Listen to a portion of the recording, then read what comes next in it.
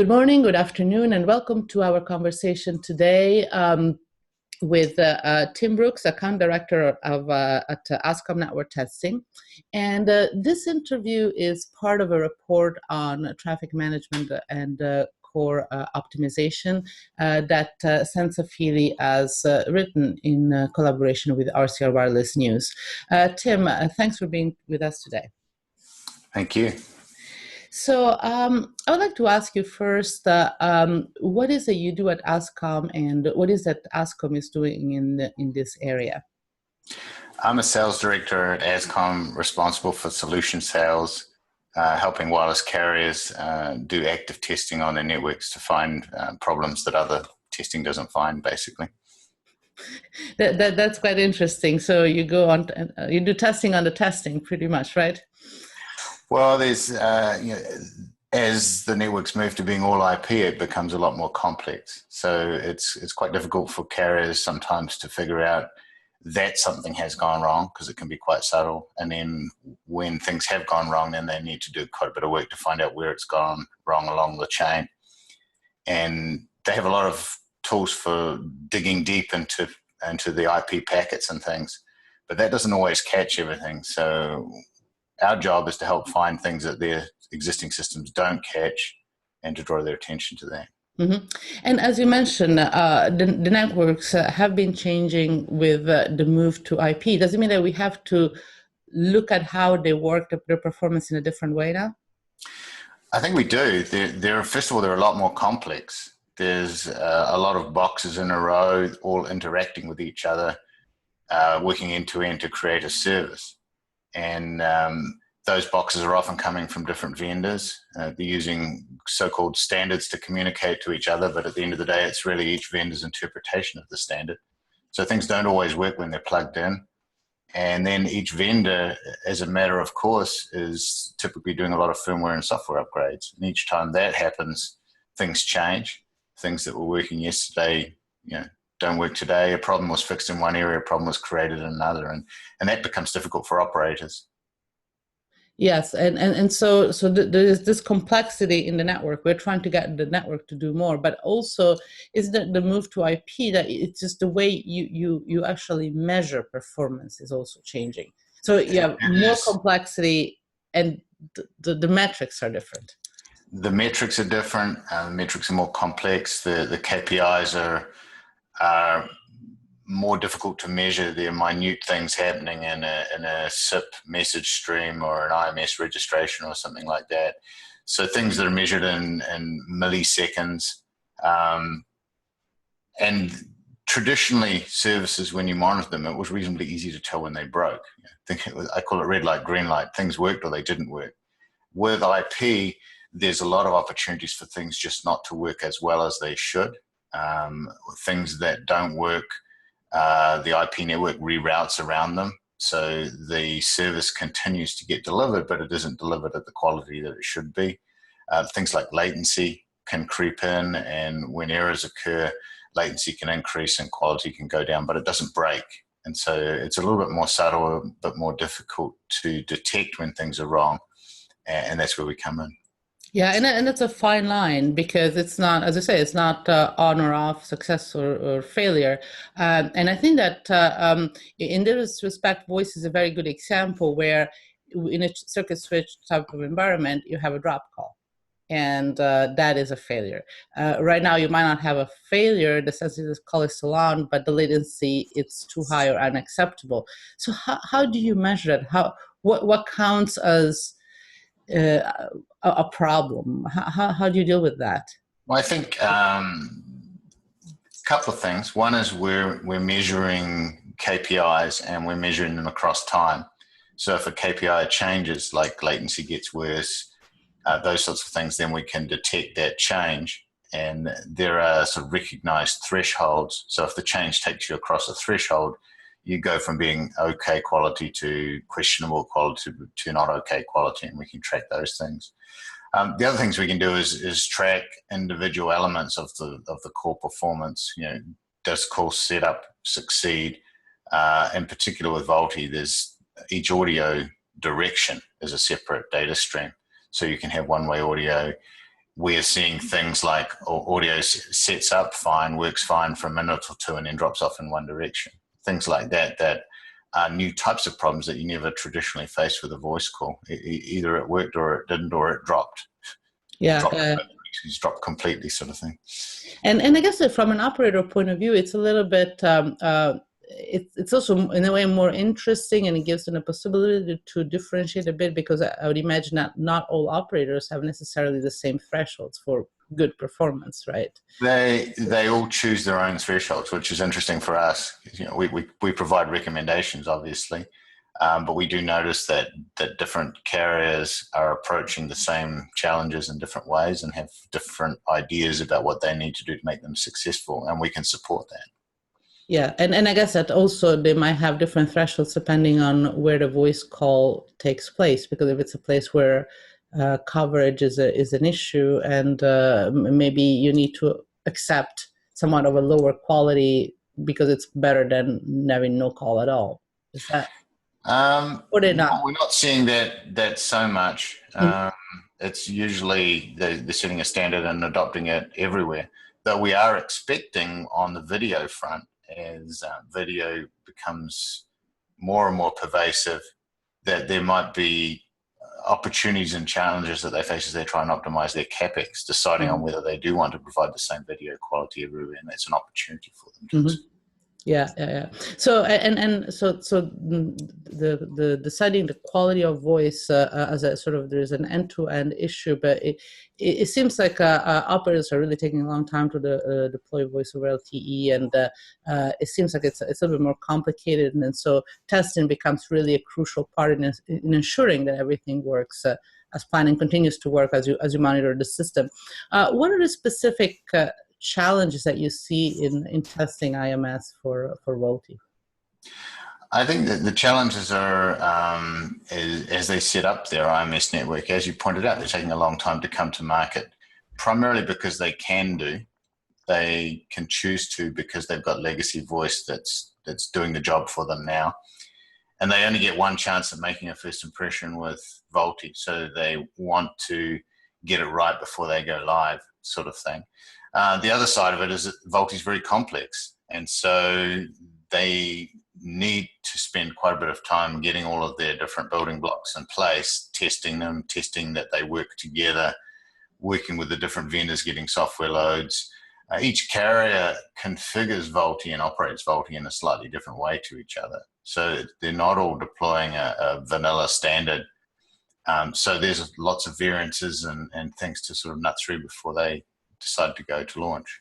So we can help them in three areas, really. One is getting ready for launch. And the second is, once they're operating, help them with regression testing every time they make a change to the network, and also continuous monitoring, so that they can see that, you know, the service that was working yesterday is working today, is working tomorrow, and they can identify if they get any changes in their KPIs, and they can identify when those changes occur, like degradation sort of thing. And so if you've had a degradation at 3 a.m. yesterday morning, then the first thing you can do is go and look at all the logs for what changed in the network at 3 a.m., and that gives you a reasonably good indication as to what might have been the cause. Right. And so you have developed an active testing and monitoring type of solution at the core. What is different about it, and what kind of pain points is it trying to address? Well, first of all, it's different because it is active testing. There are a lot of testing solutions out there that are passive. They're monitoring the traffic that is going past, and they're collecting huge amounts of information. So theoretically, they can tell you everything that's going on all the time, but they really have too much information to be able to sort through to do that. We also find that doesn't quite catch everything. So we're active testing. We're emulating or doing what the customer would normally do, and we're reporting how it turns out. We can do that using actual smartphones that the customers use, testing end-to-end over the RAN and over the core.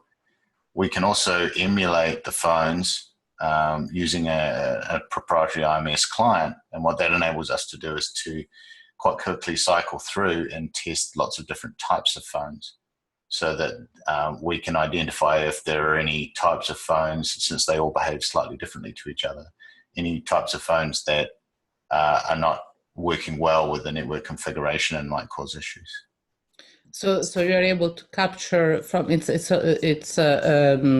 emphasis is also on the quality of experience. So you see what is the voice experience from the different handsets, and that seems to be operators seems to be asking more and more for that, to try to capture performance at the edge, at the subscriber edge. So it's quality of experience rather than trying to only measure the network elements, which obviously is still crucial, but in of itself might not give you the whole story. Is that right? Agreed. I mean, a call consists of sort of your mouth through the phone, through the RAN, through the core, and then back out the other side. So it's all an end-to-end call through multiple components, one of which is the handset. And the network operator has very little control over the handset and over what the individual does with it, if they've dropped it or put an unusual combination of apps on there or something that really changes the state of it. So it's good to be able to test with that, and it's good to be able to test independent of it so that we can help identify whether it is a network problem or a handset problem or a problem with a particular type of handset or version of firmware, those sorts of things. Yeah. So is it possible that you might have, I guess, bad quality in terms of voice, but then all the core networks elements might be just working just fine? So if you were to look just from the network point of view, you have the false impression that everything is fine, except that the call is not good. That is possible. And if that is happening, you want to try and identify if it is a phone, so you don't spend too much time trying to triage your network on something that you really can't fix. Right. And so from your point of view, the active testing where you emulate the data, it gives your operators the ability to go in depth without having to deal with huge amounts of data. This is a real issue when talking to operators, because they feel a little bit overwhelmed with the amount of detail that they have out there. So how do you? So is this the main way to go, to just look at simulated data, or how can they deal with just finding the right amount of detail in testing their networks? I don't know if there's one main way to go. I think there's lots of different things they need to do in parallel and the complementary things. So we see active testing as complementary to the passive monitoring that they do. Different types of monitoring and testing can detect different types of issues. So the real challenge for them is to detect if something has gone wrong, and then if something is wrong, to quantify it, to basically repeat the problem, and then to get enough information so they can investigate it. And the way I describe it is they need to assign the trouble ticket. Is it a RAN issue? Is it a core issue? Is it a handset issue? Is it an IMS node issue? Those sorts of things. And so we contribute with other types of monitoring and testing to getting the carriers those information. Mm-hmm. To do that. And it's a challenge for them. It's all new, and the way that the network is configured now crosses a lot of the traditional sort of RAN switching transmission boundaries, and so they almost need to start thinking about whether they want to rearrange their organizations to manage some of this, and I know some of them are.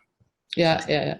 And it seems that testing becomes, in many ways, more important in the sense that it's a continuous type of activity, because the networks keep changing. So you need to keep testing them, and you need to keep monitoring because the conditions change. So a more dynamic networks means that testing becomes much more integral part of running their business. It does, and actually we've seen quite an uptake in active testing because of it. Because when you sit in one place and you make call after call, you could be using completely different routes through the network. You know, each of the nodes that you hit that does some work for you, like the MME or the IMS core, there's often different instances of those that you might hit depending on load and depending on how your individual call is routed. And then within each instance, there are usually multiple servers operating in parallel or doing the same job, and you might hit a different instance of those. So we're finding that by making lots of calls and by looking at some of the IP addresses and other elements that you can see in the trace to see which network node, which network element within the node you were using, you can start to detect if you've got a bad instance of a server or a node. I call it like peer review. You're looking at multiple things that should be behaving the same and finding one that doesn't. It may not be broken, but it's not performing properly, and that helps the carrier to see that something needs some attention. Yeah. And you need to understand the interactions between all the different elements and all the different metrics you are collecting. In terms of use cases, what is that you see, when talking to, working with operators, what are the use cases that you see? Well, the three primary ones that we focus on is regression testing. So it's whenever they make a change, automating what is becoming a very long list of things that you want to test afterwards.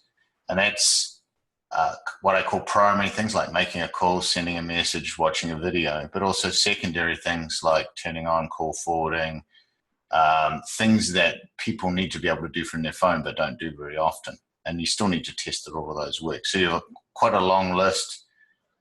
You do your change to network, you push the button, it runs through the list, and you get a green light basically to go live with that change. That replaces a lot of manual activity that people are undertaking today. And by automating it and systemizing it means you get the tests done each time, it gets it done faster and it gets it done cheaper. So those are all things that are interesting to carriers.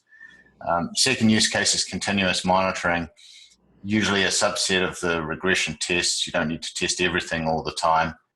You test the important things, and you can test them every 15 minutes, every 30 minutes, etc., across time.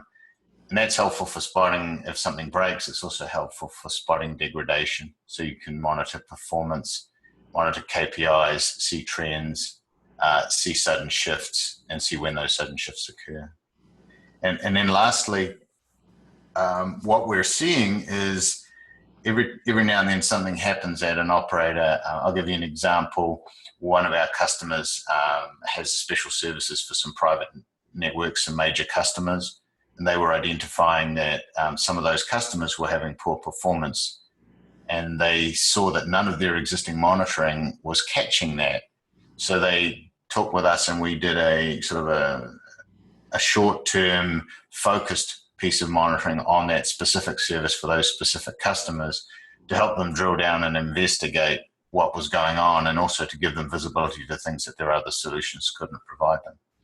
So it's kind of the third use case is really problem investigation, triage, focusing on something specific that's giving a problem to help the people fix that problem. And, I think that the constant theme here is that the need to get the high level picture, then see there is something not right, and then be able to go down and find really what's causing the problem. And that's where just having the average latency or the average KPI for the whole network doesn't really help you, because the average sort of masks the problem. And so you have a different type of approach to look at the issues, to even to visualize what is going on, where is the problem, because there might be multiple problems. So interesting interactions is right? Definitely, and there's lots of tools available that provide lots of views into that, but the active testing that we do end-to-end provides the view from the customer, and that's kind of the penultimate view. And also in the traces that we provide from the device, there is information in there that doesn't appear in similar traces from the network. So we really are capturing everything from the user's perspective. Yeah, so it's not just a question. You don't have a number. You have the different interactions that you have to show to the operator to understand how different elements. So you might have a distribution of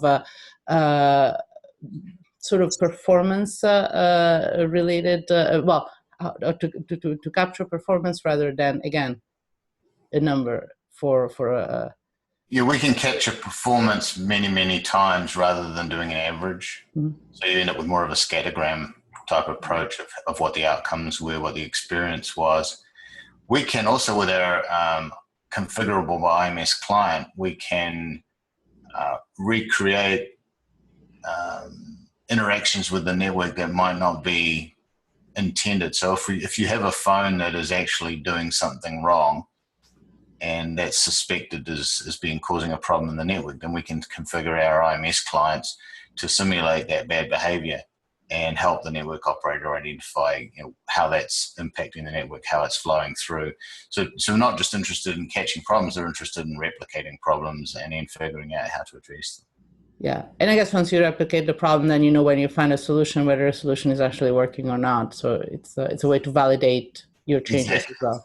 Exactly. It really is quite complicated. There's no sort of buzz sentence to describe what we do, because we do lots of different things at different times for different people, but that's the value.